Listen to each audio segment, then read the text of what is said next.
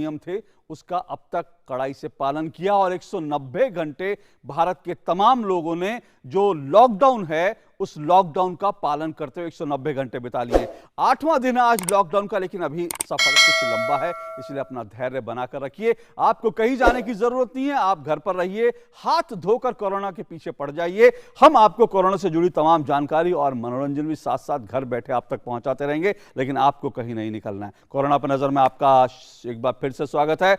मैं हूं अशोक श्रीवास्तव और आइए शुरू करते हैं। कोरोना से जुड़ी तमाम खबरें आपको एक जगह मिलेंगी और आज शुरू करते हैं इस सिलसिले को। सबसे पहले कोरोना का अपडेट। इस वक्त कोरोना को लेकर देश में जो संख्या के हिसाब से अपडेट है, जरा उस पर नजर डाल लीजिए। देश में कोरोना से संक्रमित 132 लोग पूरी तरह से स्वस्थ हुए। 132 लोग पूरी तरह से स्वस्थ हो चुके हैं। कोरोना से जो संक्रमित लोग थे, ये लोग कोरोना से लड़कर जीते हैं और अब तक 132 लोग स्वस्थ हो चुके हैं। ये जो लोग कोरोना से जीते हैं और भारत में कोरोना से संक्रमित एक्टिव लोगों की संख्या इस वक्त 1446 तक पहुंच गई है। जी हां, 1446, ऐसा 466, माफ कीजिएगा, 1466 ये संख्या पहुंच चुकी है। और ऐसा इसलिए क्योंकि कुछ उल्लंघन हुए हैं जिसके बारे में हम आप विस्तार से बात करेंगे। और भारत में कोरोना से प्रभावित लोगों की संख्या अगर कुल मिलाकर देखें तो 1000, ये आंकड़ा थोड़ा गलत है, मैं आपसे माफी चाहता हूं, लेकिन कुल जो संख्या है वो ज्यादा है। देश में अब तक कोरोना से प्रभावित 38 लोगों की मृत्यु हो चुकी है। जी, 38 लोगों की देश में अब तक मृत्यु हो चुकी है। कोरोना से संक्रमण का जो शिकार थे 38 लोगों की अब तक मृत्यु हुई है। यह आंकड़ा हमारे सामने था। और आइए जल्दी से नजर डालते हैं इस वक्त जो देश की सुर्खियां कोरोना से जुड़ी, वो सुर्खियां क्या हैं।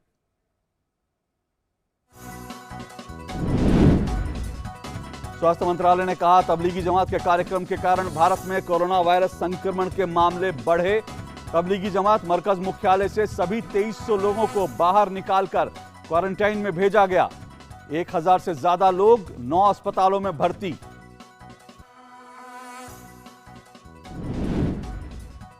कैबिनेट सचिव ने राज्यों के मुख्य सचिवों और डीजीपी के साथ बातचीत की। तबलीगी जमात के लोगों का पता लगाने के लिए युद्ध स्तर पर कदम उठाने को कहा। कार्यक्रम के आयोजकों और उसमें शामिल विदेशियों के खिलाफ वीजा उल्लंघन के मामले में कार्रवाई शुरू करने का आदेश। आईसीएमआर की प्रयोगशालाओं में अब तक कोरोना के 4562 टेस्ट हुए। निजी प्रयोगशालाओं में भी 816 टेस्ट अब तक कोरोना के हो चुके हैं। केंद्र सरकार ने कहा, लॉकडाउन का सभी राज्यों में प्रभावी तरीके से हो रहा है पालन। राज्यों को आवश्यक वस्तुओं के उत्पादन और सप्लाई चेन की आपूर्ति सुनिश्चित करने का निर्देश दिया गया। कार्गो मूवमेंट बिना रुकावट के जारी रखने और प्रधानमंत्री गरीब कल्याण योजना को हफ्ते भर के भीतर लागू करने का भी आदेश। सुप्रीम कोर्ट ने मजदूरों कामगारों के लिए बनाए गए राहत शिविरों में साइकोलॉजिकल काउंसलिंग कराने के दिए निर्देश।